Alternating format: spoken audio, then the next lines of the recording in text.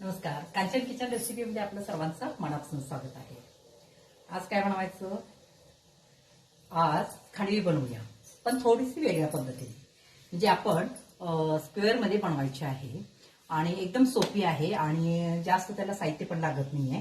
तर चला मग काय काय घ्यायचं बघूया। हे पहा, आता या ठिकाणी हे मी बेसन पीठ घेतलेलं आहे 1 वाटी।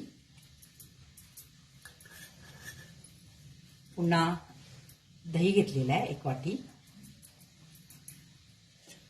पुन्हा त्याच्यानंतर मीठ, हळदपूड आणि हिंग। ह्यात मेन हिंग महत्वाचा आहे। एक अर्धा चमचा हिंग, हळदपूड एक अर्धा चमचा आणि मीठ चवीप्रमाणे। आता हे मिश्रण चांगलं हलवून घ्यायचं आणि याच्यामध्ये आता पाणी घालायचं थोडं थोडं। 1 वाटी पाणी घेतलेलं आहे, बघूया याच्यामध्ये किती बसतं। हे चांगलं मिश्रण हलवून घ्यायचंय। गुठळ्या वगैरे ह्याच्यामध्ये राहता कामा नये।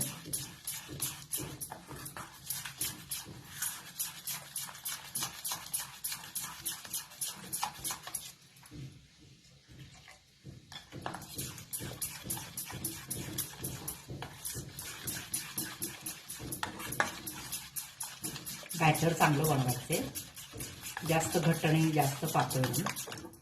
बरोबर मी 1 वाटी पाणी घेतलेलं।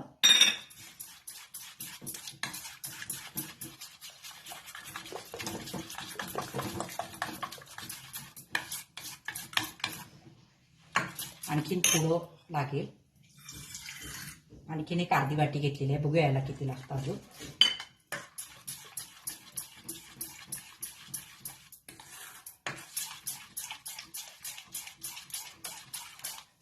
पाणी हे तुमचं जे बेसन पीठ आहे त्याच्यावर अवलंबून असतं। म्हणजे बेसन पीठ थोडंसं मोठं असेल तर पाण्याचं प्रमाण जास्त लागतं आणि जास्त बारीक असेल तर आहे तेवढंच पाण्याचं प्रमाण कमी लागतं, किंवा दह्यामधल्या पाण्याच्या ह्याच्यावर पण राहतं। त्यामुळे एकच वाटी लागेल असं काय सांगता येत नाही।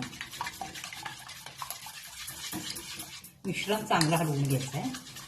अजिबात त्याच्यामध्ये गुठळ्या वगैरे केलेले नाही आहेत। व्यवस्थित जवळजवळ आपणाला 1.5 वाटी पाणी घेतलं होतं। ह्यातलं आता हे पण घालते, बरोबर 1.5 वाटी मला पाणी लागलेलं आहे। आता हे मिश्रण चांगलं हलवून घेऊन 5 मिनिटं असंच ठेवायचं।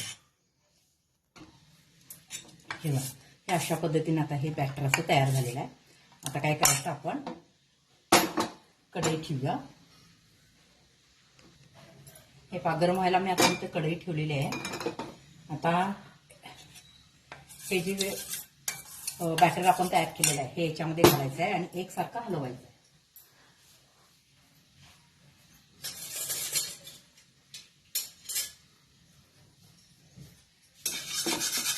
गॅस मिडियमच ठेवा, कारण आपल्याला एकसारखं हलवायचं आहे, खाली करपता कामा नये।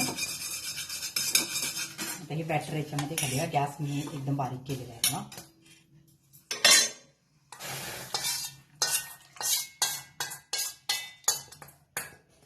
गुठळ्या वगैरे अजिबात होता कामा नये।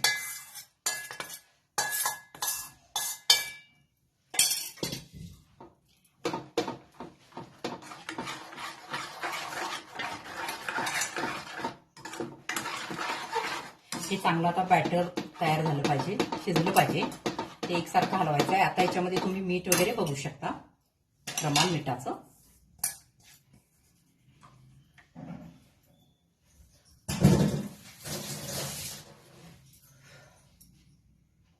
आता एकसारखं हलवत राहायचं, खाली चिकटणार नाही याची दक्षता घ्या।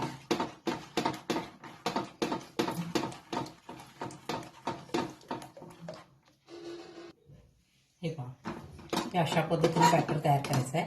आता मी एका प्लेटवर हे करायला टाकलं होतं। हे बघा, असं खांडवीसारखं ज्यावेळेला असं हे बघा असं ज्यावेळेला गोळा होतं त्यावेळेला ओळखायचं की हे पीठ आपलं शिजलेलं आहे। हे बघा, खांडवीसारखं गोळा बनला आहे। आता गॅस बंद करायचा आणि मी या ठिकाणी एक केकचं भांडं घेतलेलं आहे, त्याच्यामध्ये हे बॅटर घालायचं।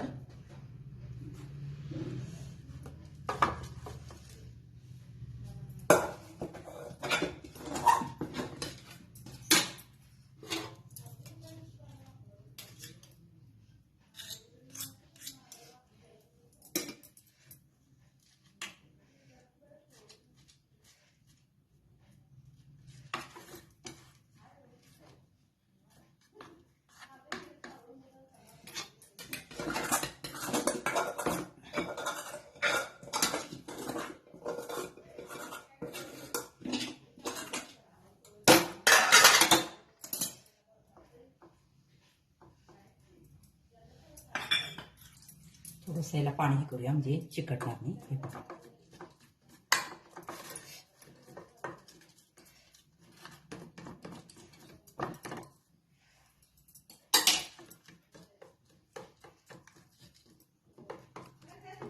आता सेट करून एक 5 मिनिटं ठेवूया आणि मग आपण ह्याच्या वड्या करायचे, मग फोडणी द्यायची.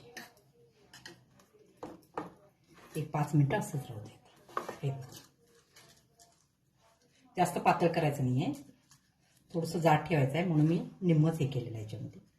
एक 5 मिनिटं असंच ठेवूया आणि मग आपण वड्या करूया. हे पहा या ठिकाणी आता हे कट करायचं स्क्वेअरमध्ये.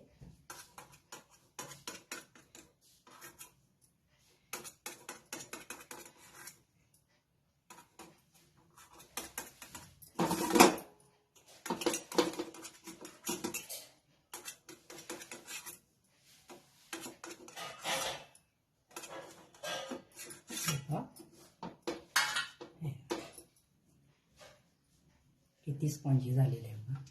आपण याच्यामध्ये सोडा वगैरे सुद्धा काही वापरलेलं नाही. आता काय करायचं, त्याला फोडणी द्यायची.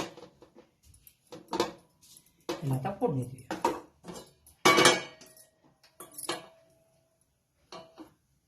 आता याच्यामध्ये थोडंसं तेल घालायचं, एका अर्धी पळी उलट, कारण आपलं ते थोडंच आहे. खांडवी 1 वाटीचं केलं होतं आपण, थोडंसं तेल घातलेलं आहे. आता याच्यामध्ये काय करायचं, मोहरी, हे बघा तेल चांगलं गरम झालेलं आहे. जिरे, मोहरी आणि पत्ता आणि मधून कट केलेली मिरची हे घालून मिश्रण चांगलं हलवायचं. गॅस बंद करायचा आणि खांडी याच्यामध्ये घालायची.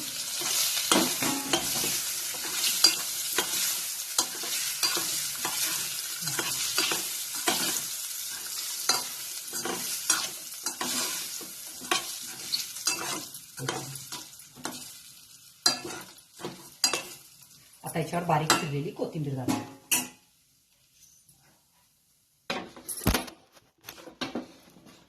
वीसच मांडायत ना पाठवून बोलू. हे बघा या ठिकाणी आपली स्क्वेअरमध्ये खांडवी तयार झालेली आहे. हे पहा असे एकदम सॉफ्ट. हे बघा खायला एकदम चविष्ट आणि सोपी पद्धत.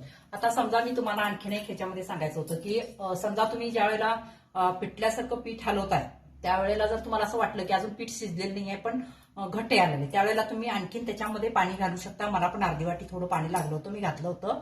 आणि ज्या वेळेला हे बघा एका प्लेटमध्ये काय करायचं, प्लेटला लावून ठेवायचं. हे बघा असं हे खांडवीसारखं, हे बघा असं हे गोळा झालं पाहिजे. हे बघा हे खांडवीसारखं ना असं गोळा झालं पाहिजे. हे बघा हे बघा असं गोळा झालं पाहिजे, मग ते पीठ शिजलं म्हणायचं. हे बघा हे असं पीठ गोळा झालं पाहिजे.